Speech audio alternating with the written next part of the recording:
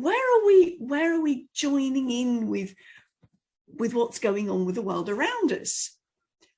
I'm sure from a business perspective, many of us here are business people, and you've turned up to a networking meeting and had the situation where people have flung a load of cards at you and said, let's connect, and walked off. And you've gone, hello, who are you? I don't know the first thing about you. It's that sense of connection. Vanessa was talking about connecting to our bodies. When we're in business situations, we need to connect with each other, don't we? Rosa, can you tell us a bit more about what are you thinking? Over to you. My question to you is, what are you thinking today? Now. Oh, no, now. No, now.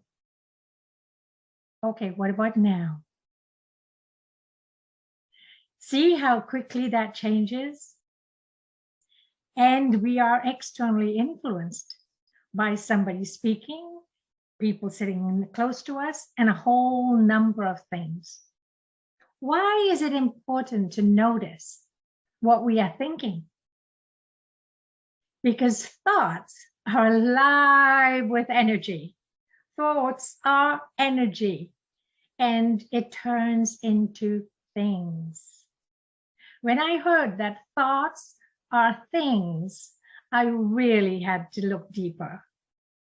And so I'd like to share some of what I've been learning about that with you. They work like magic to create our reality, don't they? Think about what you think about, and you will see instantly that your thoughts have gotten you exactly where you are. Same as mine.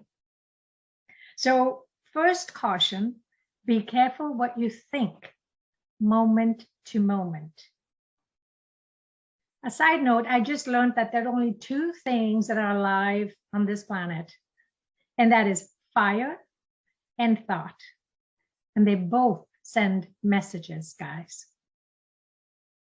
So I'll leave you to pursue that. However, the fact that thoughts come before words is interesting. So now we're going to connect these. And words have what? Power, Wendy says. And isn't she right? Words have power. Words manifest into our reality. But long before those words are spoken, we have been thinking and thinking and thinking, haven't we? Thank God for sleep, huh? Freedom, let me ask you a couple things. Freedom, happiness, love, friendship, health, and wealth. Aren't they our birthright? Yes. Who'd like more of that? More of any of that? Oh yeah, for sure. We've been created to live our life in freedom, health, and wealth. And if our life doesn't look like that now, could it mean that our thinking may have something to do with it? Is it possible that we may be blocking ourselves by our thoughts? Think about that. Now you're going to be so cautious about your thoughts. You're not going to not like me, okay? Please. This is going to help you. We have been looking at thoughts as just something that happens and we have little control over it. Well, that's not true, because our words carry the same energy our thoughts carry. And so now when they say we manifest our reality with our words, our communication, verbal and nonverbal, we understand a little bit more about how that gets manifested, because we are energy, all of us, energy and matter, right? And so we all have read and understood that what you see here looking as solid is not really solid, and we're all energy and matter. So if it's the same thing with thoughts, then we must be more conscious about those thoughts turning into things. Okay, I think I've got that point clear enough, yes? Everybody got that? I have a slide in my PowerPoint that I use sometimes, and it says, I don't need to know you. I can feel your energy. Is that powerful or what? People usually get the message when they see that slide. Well, my name is Rosabelle Lokaisingh, as you've heard, and I am the founder of Connecting You in Toronto, Ontario, Canada. And a big part of my role is connecting people to employ their energy so that we can have a brighter, sharper, vibrant, loving world. After all, we are already connected. We forget how we're connected. So I'm here to remind you that we're connected in spirit, in matter, in energy. There really is one energy thread across the whole universe. And we're all particles of that one energy. So when we understand that, doesn't it make it easier to say hello to somebody on the street or at a networking event? Put away your business cards. They're not ready to know what you do and how you do it yet. They want to know who you are and who you are being in this world. And who I am being in this world will translate very quickly with them. They will know that. So knowing that thoughts are very powerful instruments and that we use it to either create happiness or wealth or sickness and poverty, I realized that my life, the life I was dreaming of, was not materializing. And this happened a few years ago. And so then I went deeper and started to think about how I may be blocking my own dreams. And so I started to focus on the energy being and realized that every day I get up, the state of my mind has everything to do with the thoughts I had yesterday and the day before and the day before, because I was carrying them with me and wasn't changing anything. So I went on automatic. We're not robots. Why do we behave like robots? But we do. And with all, now we've been told, just manage your thoughts, become the master of your thoughts. Just don't think that anymore. Think this way. Is that easy, folks?